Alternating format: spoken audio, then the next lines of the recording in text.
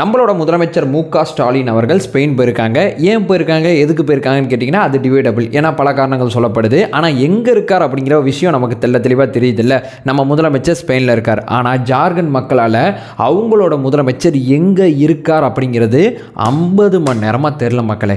இந்த 50 மணி நேரமாக மர்மமாக இருக்கக்கூடிய இந்த ஒரு அரசியல் நிகழ்வு தான் இந்த வீடியோவில் நம்ம எடுத்து பேச போகிறோம். இதை பற்றி நீ என்னப்பா பேச போகிற, ஊருக்கே தெரிலன்னு சொல்லி கேட்டிங்கன்னா 4 விஷயங்கள் இருக்குது. இதை புரிஞ்சுக்கிறதுக்கு இந்த ஸ்டோரி என்ன சொல்ல வருது, இந்த செய்தி பின்னணியில் இருக்கக்கூடிய தகவல்கள் 4 விஷயங்களை நம்ம பிரித்து பார்த்தோம்னாவே ஓவர் வியூவாக அந்த செய்தி இதுதான் இருக்குது அப்படிங்கிற அந்த புரிதல் நமக்கு வரும். அந்த 4 மிக முக்கியமான விஷயங்களை ஒன் பை ஒன்னாக தெளிவாக பார்க்க ஆரம்பிக்கலாம். உற்சாக வணக்கங்கள், வாங்க பதிவுக்குள்ளே போகலாம். முதல் விஷயங்க, தமிழக அரசியலில் இந்த செய்தி நடந்துச்சுன்னா நமக்கு ஓவர் வியூ தெளிவாக தெரியும், யார் காணாமல் போனாங்க அப்படிங்கிற புரிதல் நமக்கு வர ஆரம்பிக்கும். பட் ஜார்க்கண்ட் பார்த்தீங்கன்னா யார், என்ன கட்சி ஆட்சி, என்ன நடக்குது அப்படிங்கிற அந்த புரிதலை முதல்ல பார்த்துடலாம். ஜார்க்கண்ட் முக்தி மோர்ச்சா அப்படிங்கிற கட்சியும் காங்கிரஸ் கட்சியும் இணைந்து அங்கே ஆட்சி அமைச்சிருக்காங்க. யார் முதலமைச்சராக இருக்காங்கன்னா ஹேமந்த் சோரன் அப்படிங்கிற ஒருத்தர் தான் முதலமைச்சராக இருக்கார். இவருக்கு 48 வயசு ஆகுது. இவர் தான் இப்போ அமலாக்கத்துறை வளையத்தில் ரொம்ப நாட்களாகவே விசாரணை வளையத்துக்குள்ளே இருந்தார். இப்போ இவர் தப்பிச்சு போயிருக்கார் அப்படிங்கிற செய்தி தான் பெரிய லெவலில் பேசப்படுது. சரி, ஜார்க்கண்ட் யார், என்ன ஏது எல்லாத்தையும் பார்த்தாச்சு. இவருக்கும் அமலாக்கத்துறைக்கும் என்ன சம்பந்தம் இருக்குது, ரெண்டாவது விஷயத்தை பார்க்க ஆரம்பிச்சிடலாம். அமலாக்கத்துறை இவர் மேலே ஆக்சுவலாக 2 வழக்குகளை பதிவு செஞ்சுருக்கு. ஒன்று பார்த்தீங்கன்னா நிலக்கரி சுரங்கத்தோட அந்த மோசடி சம்மந்தப்பட்ட ஒரு வழக்கு, ரெண்டாவது பார்த்தீங்கன்னா நில மோசடி வழக்கு. இப்போ பெரிய லெவலில் ரோல் பண்ணக்கூடிய விஷயம் என்னன்னு கேட்டிங்கன்னா நில மோசடி வழக்கு தான் இப்போ பெரிய லெவலில் ரோல் பண்ணுது.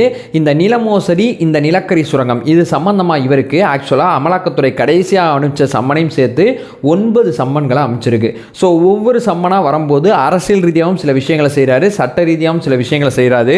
உயர்நீதிமன்றம், உச்சநீதிமன்றம் சொல்லி எல்லா இடத்துலையும் போராடிட்டாப்புல மனுஷன். எல்லாத்துலேயும் போராடினாலும் ஒரு ரிசல்ட் தான் சொன்னாங்க. என்ன சொன்னாங்கன்னா ஆஜராகி உங்கள் பக்கம் விளக்கத்தை சொல்லுங்கள் அப்படிங்கிற விஷயம் தான் உயர்நீதிமன்றம், உச்சநீதிமன்றத்தில் இவருக்கு பதிலாக கிடச்சிச்சு. ஸோ ஆஜராகிறத தாண்டி வேறு வழி இல்லை அப்படிங்கிறத உணர்ந்த ஹேமந்த் சோரன் அவர்கள் என்ன பண்ணாங்கன்னா 20ஆம் தேதி அவரோட 8வது சம்மனுக்கு அவரோட வீட்டுக்கு அமலாக்கத்துறையை வர சொல்லி ஆஜராகி தன்னோட தரப்பு விளக்கத்தை கொடுத்தாங்க. கிட்டத்தட்ட 7 மணி நேரம். ஸோ இந்த 7 மணி நேரம் தன்னோட விளக்கத்தை கொடுத்த பிறகு அமலாக்கத்துறை என்ன பண்ணுறாங்கன்னா இதன் அடிப்படையில், இவர் சொன்ன வாக்குமூலம் அடிப்படையில் தங்களோட அடுத்த கட்ட விசாரணையை கொண்டு போகிறதுக்காண்டி அமலாக்கத்துறை ஒரு விஷயத்தை இவர்கிட்ட கேட்குறாங்க. சார், நீங்கள் அடுத்ததாக எப்போ அவைலபிளாக இருப்பீங்க, 29ஆம் தேதியா 31ஆம் தேதியா, நாங்கள் உங்கள் வீட்டுக்கு பார்க்குறோம் அப்படிங்கிற விஷயத்தை அமலாக்கத்துறை சொல்கிறாங்க. ஏன்னு கேட்டிங்கன்னா இவர் இந்த சம்மன்லாம் அனுப்பும் போதெல்லாம் என்ன பண்ணார்னா எனக்கு பார்க்க டைம் இல்லைங்க, உங்களுக்கு வேணால் என் வீட்டுக்கு வாங்கன்னு சொல்லி அமலாக்கத்துறை அதிகாரிகளை தன்னோட வீட்டுக்கு கூப்பிட்டாங்க. இவர் அமலாக்கத்துறை அலுவலகத்துக்கு போகல. ஸோ அதை கணக்கு பண்ண அமலாக்கத்துறை எப்போ சார் அவைலபிளாக இருப்பீங்க, 29 31 நாங்கள் வரோம்னு சொல்லியிருந்தாங்க.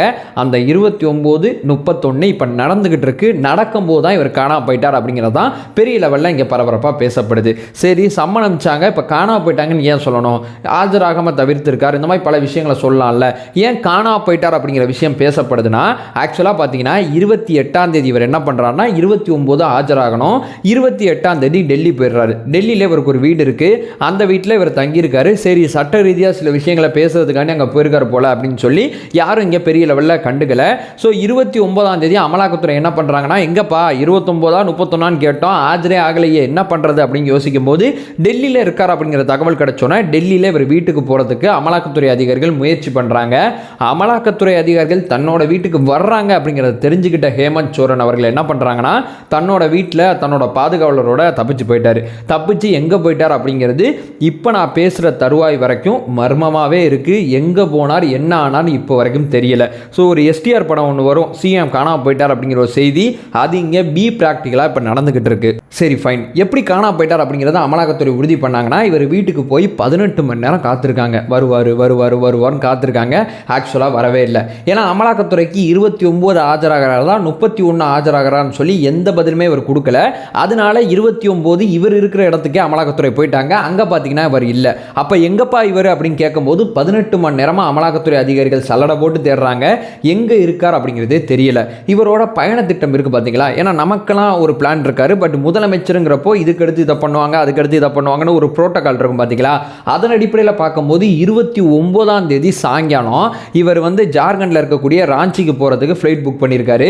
ஸோ விமான நிலையம் எதுவும் வருவாருன்னு சொல்லி அன்னைக்கு சாயங்காலம் முழுக்க விமான நிலையம் முழுக்க தேடுறாங்க, ஆளக்கானம். ஸோ ரோடு வழியாக அங்கேயும் போயிருப்பார் போலான்னு சொல்லி அருகில் இருக்கக்கூடிய அத்தனை ஏரியாலையும் போலீஸ் மூலமாக தேடுறாங்க. ரோடு வழியாகவும் போனதுக்கான எந்த ஆதாரமும் இல்லை. அப்போ எங்கே தான் அவர் போனார், வீட்லேயும் இல்லையே, என்ன ஆகுதுன்னு சொல்லி அமலாக்கத்துறை அதிகாரிகள் நேராக சரி இவர் விசாரணைக்கு பயந்து தலைமறைவாயிட்டார் அப்படிங்கிற விஷயத்துக்கு முடிவு பண்ணுறாங்க.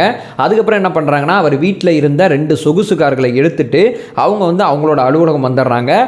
அது மட்டும் இல்லாமல் அவர் வீட்டிலேருந்து ஒரு 36 லட்ச ரூபா பணத்தை கேஷை எடுத்துட்டு 2 சொகுசு கார்கள் BMW நினைக்கிறேன், அந்த 2 எடுத்துட்டு அமலாக்கத்துறை தன்னோட அலுவலகத்துக்கு வந்துடுறாங்க. ஸோ தொடர்ச்சியாக அவரை தேடிக்கிட்டு இருக்காங்க. இப்போ ஃபைனலாக 4வது விஷயம் என்னன்னு சொல்லி கேட்டிங்கன்னா, முதலமைச்சர் காணாமல் போயிட்டாருங்க. அப்போ சுற்றி என்ன நடக்குது அப்படிங்கிறத பார்த்துட்டு இந்த வீடியோ என் பண்ணிடலாம். ஸோ முதலமைச்சர் காணா போனதுக்கப்புறம் அவரோட வீட்டுக்கு அவரோட கட்சியோட எம்எல்ஏக்கள் எல்லாரும் வர ஆரம்பித்தாங்க. ஸோ அவரோட மனைவி அஃபிஷியலாக முதல்வராக பதவி ஏற்கிறதுக்கு நிறையா வாய்ப்பு இருக்குது. ஏன்னா ஹேமந்த் சோரன் அவர்கள் கைது செய்யப்படுறதுக்கு ஏராளமான விஷயங்கள் இருக்குது அப்படிங்கிறது பெரிய லெவலில் சொல்லப்படுது. ஸோ இவரோட வீடு ப்ளஸ் ஆளுநரோட வீடு ப்ளஸ் அமலாக்கத்துறை அலுவலகம், இது 3 இடத்துலையும் பார்த்தீங்கன்னா 100 மீட்டருக்கு 144 போட்டிருக்காங்க. ஏன்னா லாஸ்ட் டைமே இவருக்கு சம்மன் அனுப்பிச்சதுக்கு ஆளுநர் மாளிகைக்கு அந்த பழங்குடியினத்தை சேர்ந்தவங்க அம்பூறதுக்கு தயார் நிலையில் இருந்தாங்க. ஸோ இதெல்லாம் கணக்கு பண்ணி ஒரு பாதுகாப்பு பிரச்சனை எதுவும் வந்துடக்கூடாது அப்படின்னு சொல்லி ஸோ ஃபர்தராக பார்த்தீங்கன்னா 144 போட்டிருக்காங்க இந்த 3 இடத்துல. அடுத்ததாக பார்த்தீங்கன்னா அங்கே இருக்கக்கூடிய பிஜேபி என்ன முடிவு பண்ணியிருக்காங்கன்னா, ஆட்கொணர்வு மனு தாக்கல் பண்ணிடலாங்க, ஆளை கொண்டு வர சொல்லி நீதிமன்றத்தில் ஒரு வழக்கு போட்டலாம் அப்படிங்கிற முடிவுக்கு பிஜேபி போயிருக்காங்க. ஒரு சிஎம் காணா போனது தேசிய லெவலில் ட்ரெண்ட் ஆகுது, பெரிய லெவலில் இன்டர்நெட்டில் நிறைய பேர் வந்து அந்த விஷயத்தை ட்ரெண்ட் பண்ணிட்டு இருக்காங்க. அடுத்ததா ஃபர்தரா இவரோட கட்சியோட செய்தி தொடர்பாளர் என்ன சொல்றான்னா, நாளைக்கு 1 மணிக்கு ராஞ்சியில் இவரோட வீட்டில் இவர் அமலாக்கத்துறையிட்ட ஆஜராவார் அப்படிங்கிற விஷயத்தை இவரோட கட்சியோட, அதாவது ஹேமந்த் சோரன் கட்சியோட அஃபீஷியல் ஸ்போக்ஸ் பர்சன் வந்து வெளியே சொல்லியிருக்காங்க. ஸோ இவர் வந்து கண்டிப்பாக ஆஜராவாரா மாட்டாரா அப்படிங்கிற அந்த விஷயம் எல்லாத்துக்கும் இவரோட ஒரு ஸ்டேட்மெண்ட் முற்றுப்புள்ளி வைக்கிற மாதிரி இருக்கு. அதே நேரம் ஆஜரானா பார்க்கலாம்னு சொல்லி அமலாக்கத்துறை இந்த தகவலை நம்பலை அப்படிங்கிற ஒரு சைடும் சொல்லப்படுது. அவ்வளோதான் மக்களே, இந்த செய்தி நமக்கு 4 மிக முக்கியமான விஷயங்களை ஷேர் பண்ணியிருக்கு. இந்த 4மே இந்த வீடியோவில் ஷேர் பண்ணியிருப்பேன் அப்படிங்கிறது என் நம்பிக்கை. அதை சொல்லிட்டு இந்த வீடியோ என் பண்ணிக்கிறேன். நம்ம சேனலை ஃபர்தராக ஃபாலோ பண்ணிங்கன்னா பொலிட்டிக்கல் ரீதியாக, செய்திகள் ரீதியாக பல்வேறு விஷயங்களை பற்றி நம்ம பேசிகிட்டு இருக்கோம். அதை சொல்லிட்டு வீடியோ என் பண்ணிக்கிறேன். நம்மளோட ஒரே நோக்கம் அறியாமை அகற்ற வேண்டும், அறியாமை அகற்றப்பட வேண்டும். Thank you so much.